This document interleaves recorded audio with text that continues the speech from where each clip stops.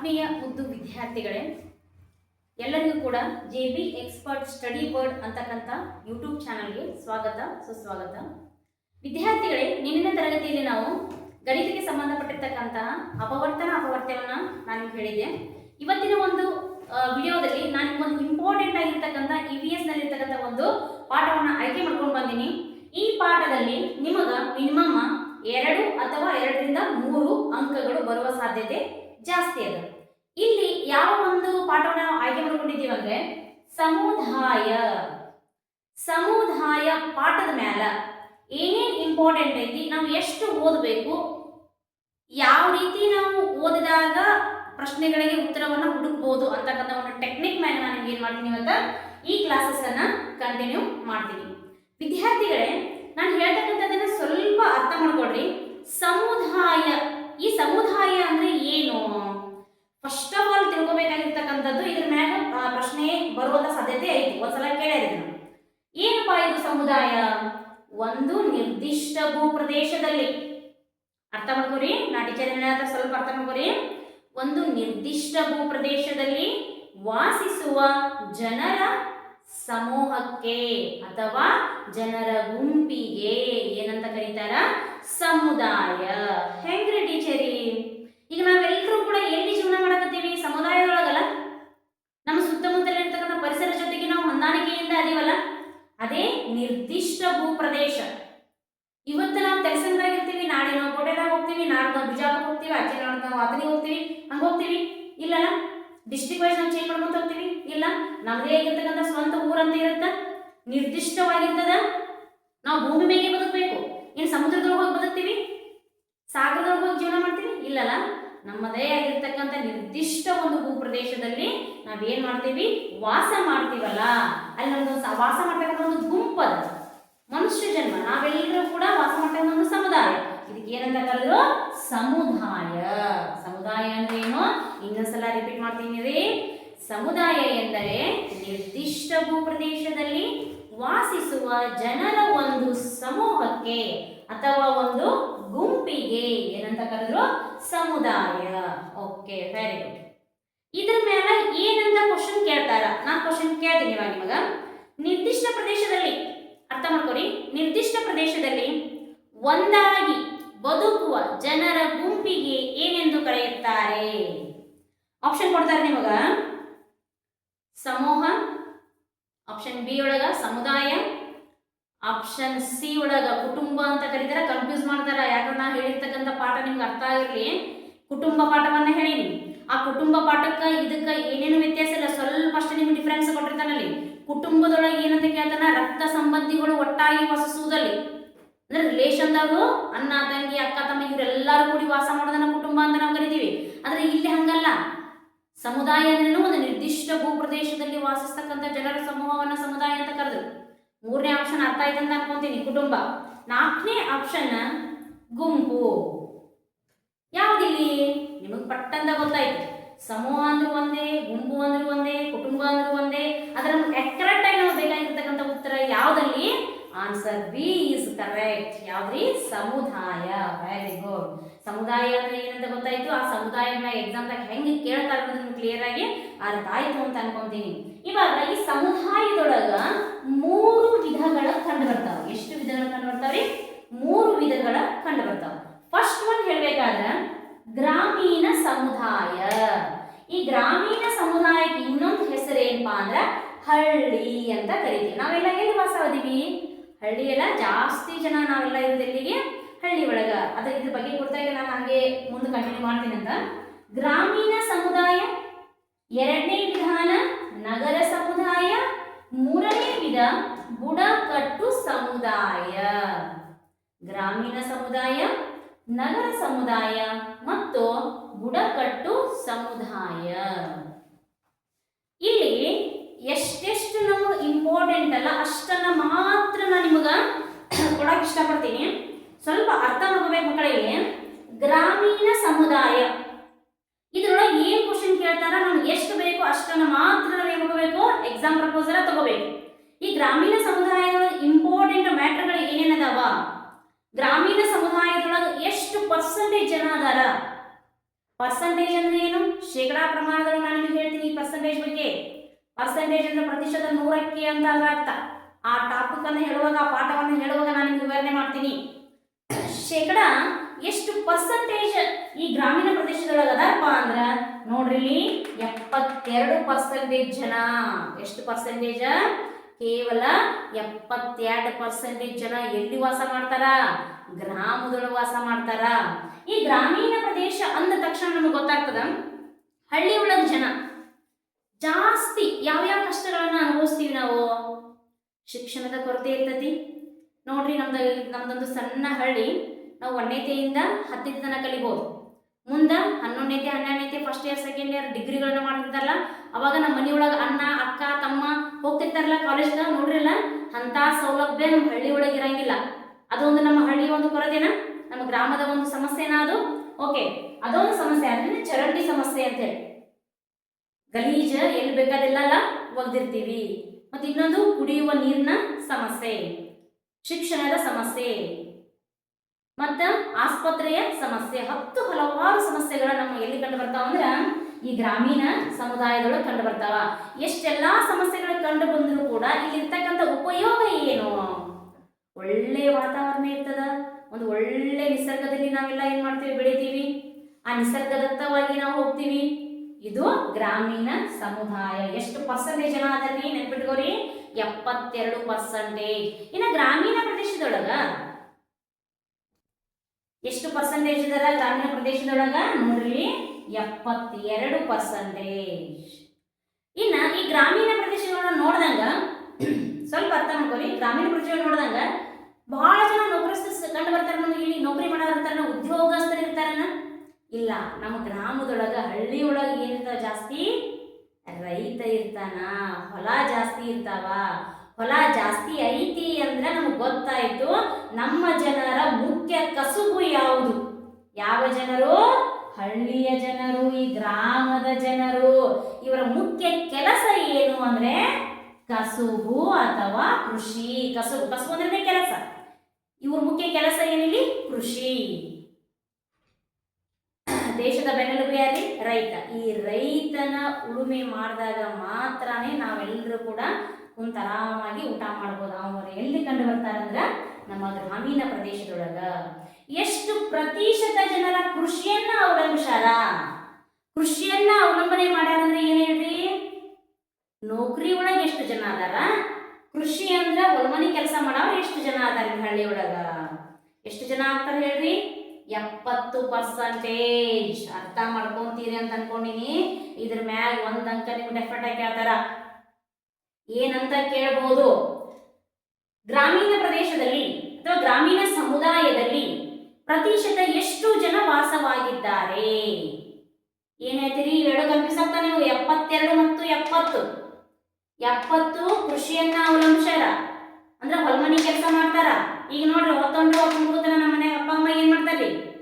ಮುಂಜಾನೆ ಹೇಳೋದು, ಅಡಿಗೆ ಮಾಡ್ಕೊಳ್ಳೋದು, ಬುದ್ಧಿ ಕಟ್ಕೊಳ್ಳೋದು, ಹೊಲಕ್ಕೆ ಹೋಗೋದು, ಹೊಲದಾಗ ಕೆಲಸ ಮಾಡ್ಕೊಂಡ್ ಬರೋದು, ನಮ್ಮ ಜೊತೆ ಆರಾಮಾಗಿರೋದು. ಇದು 70%. ಯಾರು? ಗ್ರಾಮೀಣ ಸಮುದಾಯದವರು. Very good. ಇನ್ನು ನಗರ ಸಮುದಾಯದೊಳಗೆ ಎಷ್ಟು, ಈ ಗ್ರಾಮೀಣ ಸಮುದಾಯದೊಳಗೆ ಎಷ್ಟು ಪರ್ಸೆಂಟೇಜ್ ಜನ ಅದಾರ? ಜನನ ಎಷ್ಟು ಅದಾರ ಟೋಟಲ್ ಆಗಿ? 72. ನೋಡ್ರಿ, 72 70% ಕೃಷಿಯನ್ನು ಅವಲಂಬಿಸಿದ್ರೆ ಇನ್ನು ಉದ್ಯೋಗಸ್ಥರು ಎಷ್ಟು ಪರ್ಸೆಂಟೇಜ್ ಸಿಗ್ತಾರೆ ನಮ್ಗೆ? ಕೇವಲ ಇಲ್ಲಿ ಎಷ್ಟು ಸಿಗ್ತಾರೆ? ಕೇವಲ 2% ಅಷ್ಟೇ ಅಲ್ಲ. ನೌಕರಿ ಮಾಡೋರು ಎಷ್ಟು ಹಳ್ಳಿ ಒಳಗ? ಕೇವಲ 2%. ಅರ್ಥ ಆಗಿದೆ ಅಂತ ಅನ್ಕೊಂತೀನಿ ಮಕ್ಕಳೇ. ಇನ್ನು ನೆಕ್ಸ್ಟ್ ಬರ್ತೀನಿ ನಾನು, ನಗರ ಸಮುದಾಯ. ನಗರ ಅಂದ್ರೆ ಎಲ್ಲರಿಗೂ ಹುಚ್ಚ. ಏನಪ್ಪಾ ಅಂದ್ರೆ ಆರಾಮ್ ಸಿಟಿ ಒಳಗೆ ಇರ್ಬೋದು, ಸಿಟಿ ಲೈಫ್ ಅನ್ನ ಎಂಜಾಯ್ ಮಾಡ್ಬೋದು. ಈ ಕುಟುಂಬ ಅಂತಕ್ಕಂಥ ಟಾಪಿಕ್ ಅನ್ನ ಮತ್ತೆ ನಾನು ನಿಮಗೆ ಇಲ್ಲಿ ನೆನಪು ಮಾಡ್ಕೊಡ್ತೀನಿ. ಗ್ರಾಮೀಣ, ನಗರ, ವಿಭಕ್ತ, ಅವಿಭಕ್ತ, ದೊಡ್ಡ ಮತ್ತು ಚಿಕ್ಕ. ಆ ಪಾಠ ಈ ಪಾಠಕ್ಕೆ ಯಾವ ರೀತಿಯಾಗಿ ಸಿಂಕ್ ಆಗ್ತದ ನೋಡಿ. ನಗರ ಸಮುದಾಯ ಚಿಕ್ಕ ಕುಟುಂಬದವರು ಇಲ್ಲಿ ಇರ್ತಾರ, ಹಂಗಾಗಿ ಉದ್ಯೋಗಸ್ಥರು ಜಾಸ್ತಿ ಜನ ಇಲ್ಲಿ ಕಂಡು ಬರ್ತಾರ. 100% ಒಳಗ ಮಿನಿಮಮ್ 98% ಎಲ್ಲ ನೌಕರಿ ಮಾಡೋರೇ ಇಲ್ಲಿ. ಮನ್ಯಾಗ ಕುಂದ್ರವರು ಜಾಸ್ತಿ ಯಾರು? ಹಿರಿಯ ಜನಾಂಗದವ್ರು ಮಾತ್ರ ಇಲ್ಲಿ ಮನೆಯೊಳಗೆ ಬರ್ತಾರೆ. ಅದನ್ನ ಬಿಡ್ರಿ. ಇನ್ನು ನಗರ ಸಮುದಾಯ. ಈ ನಗರ ಸಮುದಾಯದೊಳಗ ಎಷ್ಟು ಮಹಾನಗರಗಳದಾವ? ಮಹಾನಗರಗಳಂದ್ರೆ ಏನು? ಬೃಹತ್, ದೊಡ್ಡ ಅಂತ ಎಷ್ಟು ಅದಾವಪ್ಪ ಅಂದ್ರ 27 ಮಹಾನಗರಗಳದಾವ ಟೋಟಲ್ ಭಾರತ ದೇಶದೊಳಗನ. ನಮ್ಮ ಭಾರತ ದೇಶದೊಳಗೆ ಎಷ್ಟು ಮಹಾನಗರಗಳು, ಮಹಾ ಅಂದ್ರೆ ಏನು, ದೊಡ್ಡದು ದೊಡ್ಡ ದೊಡ್ಡ ನಗರಗಳು, ದೊಡ್ಡ ದೊಡ್ಡ ಸಿಟಿ ಎಷ್ಟದಾವ ಅಂದ್ರೆ ಇಲ್ಲಿ 27 ಮಹಾನಗರಗಳದಾವ. ಟೋಟಲ್ ಆಗಿ ಎಷ್ಟು ನಗರಗಳದಾವ? ನಾರ್ಮಲ್ ಎಲ್ಲ ರೀತಿಯಿಂದ ನಗರ, ಬಿಜಾಪುರ ಆಗಿರ್ಬೋದು, ಅಥಣಿ ಆಗಿರ್ಬೋದು, ಇಂಥವು ಕೆಲವೊಂದಿಷ್ಟು ಅದರ್ವೈಸ್ ಇಂಥವೆಲ್ಲ ನಗರಗಳು ಎಷ್ಟದಾವ ಅಂದ್ರೆ ಟೋಟಲ್ ಆಗಿ 5,000 ನಗರ. ಎಷ್ಟು? 5,000 ನಗರ. ಮಹಾನಗರ ಅಂತ ಕೇಳಿದ್ರಂದ್ರ ಎಷ್ಟು? 27 ಮಹಾನಗರ. ಭಾರತದೊಳಗ 27 ಮಹಾನಗರ. ನಗರಗಳು ಎಷ್ಟಪ್ಪ ಅಂದ್ರೆ 5,000 ನಗರಗಳು. ಓಕೆ ವಿದ್ಯಾರ್ಥಿಗಳು, ಇವಾಗ ಗೊತ್ತಾಯ್ತು ಗ್ರಾಮೀಣ ಸಮುದಾಯ ನಿಮ್ಗೆ ಕ್ಲಿಯರ್ ಆಗಿ ಗೊತ್ತಾಯ್ತು. ಇನ್ನೊಂದ್ಸಲ ಹೇಳ್ತಿದ್ದೀರಾ ಇಟ್ಕೊಂಡ್ಬಿಡ್ರಿ. ಗ್ರಾಮೀಣ ಸಮುದಾಯದಲ್ಲಿ ಇರ್ತಕ್ಕಂತಹ ಒಟ್ಟು ಜನರ ಪ್ರತಿಶತ ಎಷ್ಟು ಪರ್ಸೆಂಟೇಜ್ ಅದಾರ? 72% ಜನ ಅದಾರ. ಎಷ್ಟು ಪ್ರತಿಶತ ಜನ ಕೃಷಿಯನ್ನ ಅವಲಂಬಿಸ್ಯಾರ? 70 ಕೃಷಿಯನ್ನ ಅವಲಂಬಿಸ್ಯಾರ. ಇನ್ನ ಈ ಕೃಷಿಯನ್ನ ಅವಲಂಬಿಸಿರ್ತಕ್ಕಂಥವ್ರು ನಗರನೋ ಗ್ರಾಮನೋ ಬುಡಕಟ್ಟುನೋ? Very good. ಯಾರು? ಗ್ರಾಮೀಣ ಸಮುದಾಯ. ಈ ಗ್ರಾಮೀಣ ಸಮುದಾಯದ ಮುಖ್ಯ ಕಸುಬು ಯಾವ್ದ್ರಿ? ಕೃಷಿ. ಇನ್ನು ನಂತರ ಬಂದಿದ್ದು ನಗರ ಸಮುದಾಯ. 27 ಮಹಾನಗರಗಳದಾವ ಇಲ್ಲಿ. ನೆಕ್ಸ್ಟ್ 5,000 ನಗರಗಳು ಕಂಡು ಬರ್ತಾವ. ಇದಾದ ನಂತರ ಬಹಳ ಬಹಳ ಇಂಪಾರ್ಟೆಂಟ್ ಇದು. ನಿಮ್ಮ 5ನೇ ತರಗತಿ ಮುರಾರ್ಜಿ ಅಷ್ಟೇ ಅಲ್ಲ, ನಿಮ್ಮ ಲೈಫ್ ಲಾಂಗ್ ಕೂಡ ಇದನ್ನ ನೆನಪಿರ್ಬೇಕು. ಯಾಕಂದ್ರೆ ಪ್ರತಿಯೊಂದು ಕಾಂಪಿಟೇಟಿವ್ ಎಕ್ಸಾಮ್ಗಳು ಈ ಒಂದೇ ಅದಾವ. ಪ್ರತಿಯೊಂದು ಎಕ್ಸಾಮ್ ಇದನ್ನು ಕೇಳೇ ಅದಾರ. ಇದು ನಿಮ್ಮ ಬಹಳ ಭವಿಷ್ಯಕ್ಕೆ ಕಟ್ಟಿಟ್ಟ ಬುತ್ತಿ.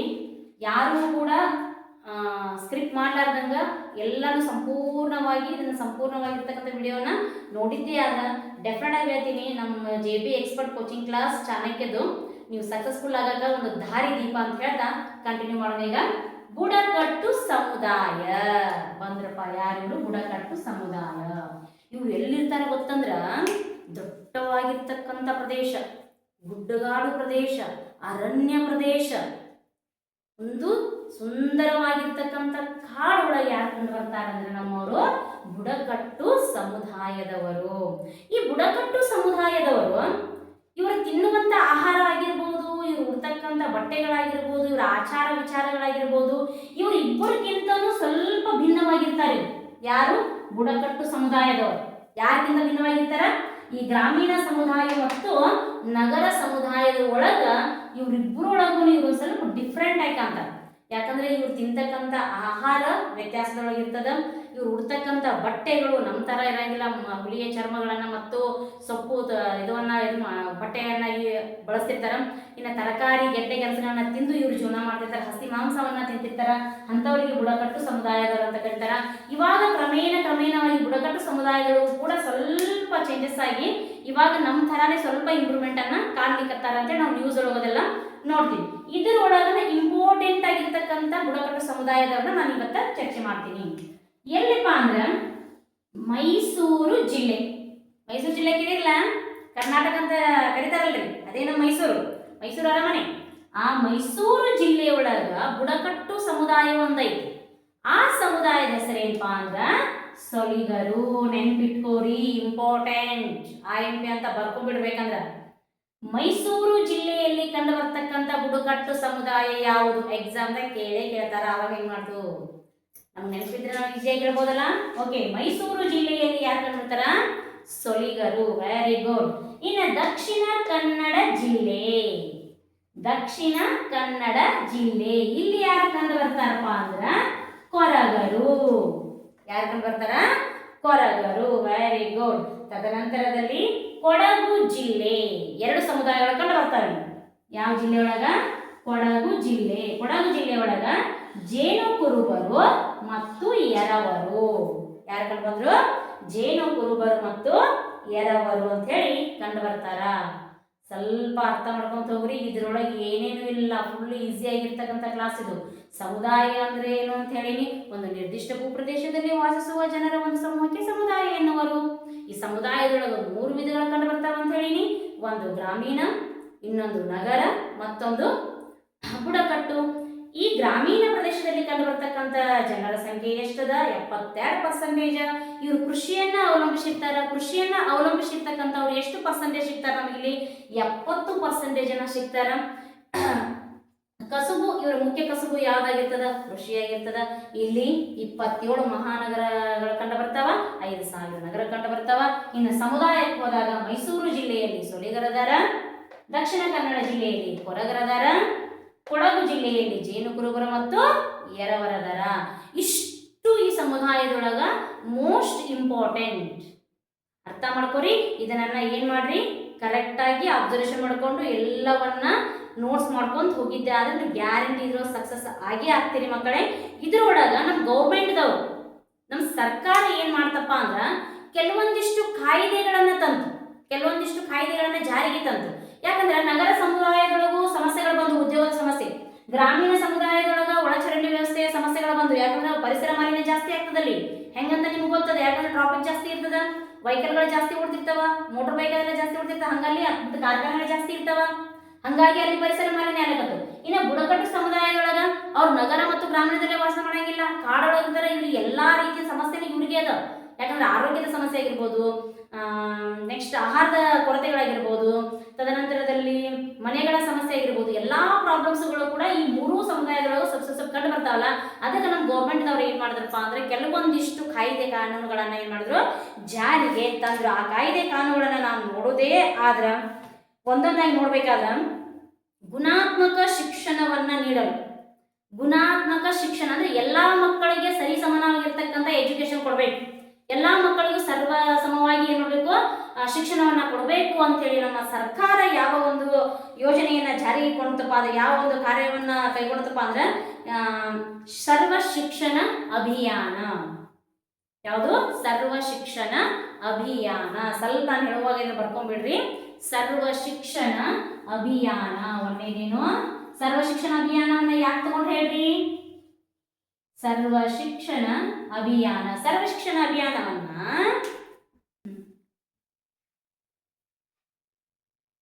ವಿದ್ಯಾರ್ಥಿಗಳೇ, ಸರ್ವ ಶಿಕ್ಷಣ ಅಭಿಯಾನ ಅಂದ್ರೆ SSA ಅಂತಕ್ಕಂಥ ಒಂದು ವರ್ಡ್ ಅನ್ನ ನೀವು ನೆನ್ಪಿಟ್ಕೊಂಡ್ಬಿಡ್ರಿ. ಇದು ಆದ ನಂತರದಲ್ಲಿ ಬರ್ತಕ್ಕಂಥದ್ದು ಗ್ರಾಮ ನೈರ್ಮಲ್ಯದ ಗುರಿಗಾಗಿ ಇರುವ ಯೋಜನೆ. ಗ್ರಾಮ ನೈರ್ಮಲ್ಯ ಅಂದ್ರೆ ಗ್ರಾಮವನ್ನ ಸ್ವಚ್ಛವಾಗಿಟ್ಕೋರಿ, ನಿರ್ಮಲವಾಗಿಟ್ಕೋರಿ, ಶುಚಿಯಾಗಿಟ್ಕೋರಿ, ಶೌಚಾಲಯಗಳನ್ನ ನಿರ್ಮಾಣ ಮಾಡ್ರಿ ಅನ್ನೋ ಒಂದು ಉದ್ದೇಶಕ್ಕೋಸ್ಕರ ಗ್ರಾಮ ನೈರ್ಮಲ್ಯದ ಗುರಿಗಾಗಿ ಕೆಲವೊಂದಿಷ್ಟು ಯೋಜನೆಗಳನ್ನ ಜಾರಿಗೆ ತರ್ತಾರ. ಆ ಯೋಜನೆ ಯಾವಪ್ಪ ಅಂದ್ರ ನಿರ್ಮಲ ಗ್ರಾಮ ಯೋಜನೆ. ಎರಡನೇ ನೆನ್ಪಿಟ್ಕೋರಿ, ನಿರ್ಮಲ ಗ್ರಾಮ ಯೋಜನೆ. ಏನದು? ನಿರ್ಮಲ ಗ್ರಾಮ. ಇನ್ನ ಎರಡ ನೀವು ನೆನ್ಪಿಟ್ಕೋರಿ. ಒಂದೇದು ಏನಂತ ನೆನ್ಪಿಟ್ಕೊಂಡ್ರಿ? ಗುಣಾತ್ಮಕ ಶಿಕ್ಷಣವನ್ನ ನೀಡುವ ಸಲುವಾಗಿ ಸರ್ವ ಶಿಕ್ಷಣ ಅಭಿಯಾನ ಅಂತಕ್ಕಂಥ ಯೋಜನೆ ಜಾರಿಗೆ ಬಂದಿತ್ತು. ಇನ್ನ ಗ್ರಾಮದ ನೈರ್ಮಲ್ಯ ಗುರಿಗಾಗಿ ಯಾವ ಒಂದು ಯೋಜನೆ ಬಂತು? ಯಾವ ಬಂತು? ನಿರ್ಮಲ ಗ್ರಾಮ ಯೋಜನೆ ಜಾರಿಗೆ ಬಂದಿತ್ತು. ಇನ್ ಇಂಪಾರ್ಟೆಂಟ್ ನೋಡ್ರಿ, ಇದು ಯಾರು ಬಂದ್ರು ಹೆಣ್ಮಕ್ಳಂತೂ ಮರೆಯಕ್ಕೆ ಚಾನ್ಸೇ ಇಲ್ಲ. ಯಾಕಂದ್ರೆ ಹೆಣ್ಣು ಮಕ್ಕಳ ಭವಿಷ್ಯಕ್ಕಾಗಿ, ನಮಗೋಸ್ಕರ ನಿಮಗೋಸ್ಕರ ಹೆಣ್ಣು ಮಕ್ಕಳ ಭವಿಷ್ಯಕ್ಕಾಗಿ ಬಂದಿರತಕ್ಕಂಥ ಯೋಜನೆ ಯಾವುದು? ನಾನು ಹೇಳೋದೇ ಬೇಡ ನಿಮಗ, ಪಟ್ ಅಂತೇಳಿ ಮನೆ ಪಪ್ಪ ಮಮ್ಮಿ ಕೂಡ ಹೇಳ್ಬಿಡ್ತಾರ. ಯಾವ್ದ್ರಿ? ಭಾಗ್ಯಲಕ್ಷ್ಮಿ ಯೋಜನೆ. ಹೆಣ್ಣು ಹುಟ್ಟಿದ್ರೆ ಒಂದು ಭಾಗ್ಯಲಕ್ಷ್ಮಿ ಇದ್ದಂಗ ಅಂತ ನೋಡ್ರಿ. ಭಾಗ್ಯಲಕ್ಷ್ಮಿ ಯೋಜನೆ ಜಾರಿಗೆ ಬಂದಿತ್ತು. ನೆನಪಿಟ್ಕೊಂತಿರಲ್ಲ? ಅಂದ್ರೆ ಹೆಣ್ಣು ಮಕ್ಕಳ ಭವಿಷ್ಯಕ್ಕಾಗಿ ಬಂದಿರತಕ್ಕಂಥ ಯೋಜನೆ. ಈ ಮನಿ ಒಳಗೆ ಕೇಳಿ ನೋಡ್ರಿ, ಭಾಗ್ಯಲಕ್ಷ್ಮಿ ಬಾಂಡ್ ಬಂದದ ಅಂತ ಕೇಳಿದ್ರೆ ಹೇಳ್ತಾರ ನೋಡ್ರಿ ಪಪ್ಪ ಮಮ್ಮಿ, ನಮ್ಮ ಮಗಳು ಬರ್ಬೇಕಾಗಿದ್ರಿ ರೊಕ್ಕ, ಭಾಗ್ಯಲಕ್ಷ್ಮಿದ ಬರ್ತತಿ. ಯಾವಾಗ ಬರ್ತಾವ್ರಿ? 18 ವರ್ಷ ತುಂಬಾ ಮದ್ವೆ ಕರೆಕ್ಟ್ ಬರ್ತಾವ ನೋಡ್ರಿ. ಹೌದಲ್ಲ? ಕೇಳಿರಲ್ಲ ಇದು ನೀವು? ಮನ್ಯಾಗ ಪಪ್ಪ ಮಮ್ಮಿ ಕೇಳಿ ಹೇಳ್ತಾರ. ಹೆಣ್ಣು ಮಕ್ಕಳ ಭವಿಷ್ಯಕ್ಕಾಗಿ ಇರ್ತಕ್ಕಂಥ ಯೋಜನೆ ಯಾವುದು? ಭಾಗ್ಯಲಕ್ಷ್ಮಿ ಯೋಜನೆ. Very good. ಇನ್ ನೆಕ್ಸ್ಟ್ ಗ್ರಾಮೀಣ ಪ್ರದೇಶದೊಳಗನ ಈ ಗ್ರಾಮ ಪಂಚಾಯತಿ ಒಳಗ ಮನಿಗಳು ಸ್ಯಾಂಕ್ಷನ್ ಮಾಡಿರ್ತಾರ. ಗೊತ್ತಾ ನಿಮಗ? ಯಾರಿಗೋಸ್ಕರ ಮಾಡಿರ್ತಾರ ಅವರು? ಬಡವರಿಗೆ, ಆಶ್ರಯ ಇರ್ಲಾರ್ದವ್ರಿಗೆ, ಅವ್ರಿಗೆ ಮನಿಗಳನ್ನ ಸ್ಯಾಂಕ್ಷನ್ ಮಾಡ್ತಾರ. ಆ ಯೋಜನೆ ಯಾವ್ದಪ್ಪ ಅಂದ್ರ ಆಶ್ರಯ ಯೋಜನೆ. ಇದರ ವ್ಯಾಖ್ಯೆ ರೂಪಗಳ ನಾವು ಹೇಳ್ಬೇಕಾದ್ರ ಬಡವರಿಗೆ ಉಚಿತ ನಿವೇಶನ, ನಿವೇಶನ ಅಂದ್ರೆ ಮನೆಗಳು, ಉಚಿತ ನಿವೇಶನ ಮತ್ತು ಮನೆಗಳನ್ನು ಕಟ್ಟಲು ಸಾಲ ಮತ್ತು ಅನುದಾನ ನೀಡಲು ಇರುವ ಯೋಜನೆ. ಸಾಲ ಕೊಡ್ತಾರಲ್ಲ ಅವ್ರು ನಿಮಗ 1 ಲಕ್ಷ 1.5 ಲಕ್ಷ ಅಂತೇಳಿ ಗೌರ್ಮೆಂಟ್ ದಿಂದ ಏನ್ ಮಾಡ್ತಾರೆ? ಗ್ರಾಮ ಪಂಚಾಯತ್ ಅವರು ರೊಕ್ಕ ಹಾಕ್ಸ್ಕೊಡ್ತಾರ. ಯಾರು ಮನೆ ಕಟ್ಟಾರ ಗೌರ್ಮೆಂಟ್ ತ್ರೋಪಿಗೆ ನಾವು ಕಟ್ಟಿವಿ ಅಂತ ಹೇಳ್ತಿರ್ತಾರಲ್ಲ, ಸ್ವಲ್ಪ ನೆನಪಿಟ್ಟುಕೋರಿ. ಅದು ಯಾವ ಯೋಜನೆ? ಆಶ್ರಯ ಯೋಜನೆ. ಇನ್ನ ಗ್ರಾಮಗಳ ರಸ್ತೆ ನಿರ್ಮಾಣದ ಉದ್ದೇಶ ಹೊಂದಿರುವ ಯೋಜನೆ ಯಾವ್ದಪ್ಪ ಅಂದ್ರ ಪ್ರಧಾನ ಮಂತ್ರಿಗಳ ಗ್ರಾಮ ಸಡಕ್ ಯೋಜನೆ. ಪ್ರಧಾನ ಮಂತ್ರಿಗಳ ಅಲ್ಲಿರ್ತಕ್ಕಂಥ ರಸ್ತೆಗಳ ನಿರ್ಮಾಣ ಕರೆಕ್ಟ್ ಆಗಿರ್ಬೇಕು. ರಸ್ತೆಗಳು ಇದ್ದಪ್ಪ ಅಂದ್ರ ವಾಹನಗಳ ಚಾಲನೆಯಲ್ಲಿ ಯಾವುದೇ ರೀತಿಯ ಅಡೆತಡೆ ಆಗಂಗಿಲ್ಲ ಅಂತೇಳಿ ಗ್ರಾಮ ಸಡಕ್ ಯೋಜನೆಯನ್ನ ಜಾರಿಗೆ ತರ್ತಾರ. ಇನ್ನು ನೆಕ್ಸ್ಟ್ ಬರ್ತಕ್ಕಂಥದ್ದು ನೋಡ್ರಿ, ಬಹಳ ಬಹಳ ಬಹಳ ಮುಖ್ಯವಾಗಿರ್ತಕ್ಕಂಥ ಯೋಜನೆ ಇದು. ಗ್ರಾಮೀಣ ವಿದ್ಯಾವಂತ ಯುವ ಜನರಿಗೆ, ಟ್ಯಾಲೆಂಟೆಡ್ ಬಾಯ್ಸ್ ಅಂಡ್ ಗರ್ಲ್ಸ್, ಕೇಳಿದ್ರೆ ಸ್ವಲ್ಪ ಇಲ್ಲಿ, ಗ್ರಾಮೀಣ ವಿದ್ಯಾವಂತ ಯುವ ಜನರಿಗೆ ಸ್ವಂತ ಉದ್ಯೋಗಕ್ಕಾಗಿ ಇರುವ ಯೋಜನೆ ರೋಜ್ಗಾರ್ ಯೋಜನೆ ಮತ್ತು ಜವಾಹರ್ ಗ್ರಾಮ ಸಮೃದ್ಧಿ ಯೋಜನೆ. ಯಾವುದು? ರೋಜ್ಗಾರ್ ಯೋಜನೆ ಮತ್ತು ಗ್ರಾಮ ಸಮೃದ್ಧಿ ಯೋಜನೆ. ನೆನ್ಪಿಟ್ಕೋರಿ, ಈ ಒಂದು 6 ಯೋಜನೆಗಳದಾವ. ಈ ಯೋಜನೆಗಳ ಮೇಲೆ ಡೆಫಿನೆಟ್ ಆಗಿ ನಿಮ್ಗೆ ಏನ್ ಮಾಡ್ತಾರಂದ್ರೆ ಎಕ್ಸಾಮ್ದಾಗ ಕೇಳ್ತಾರ.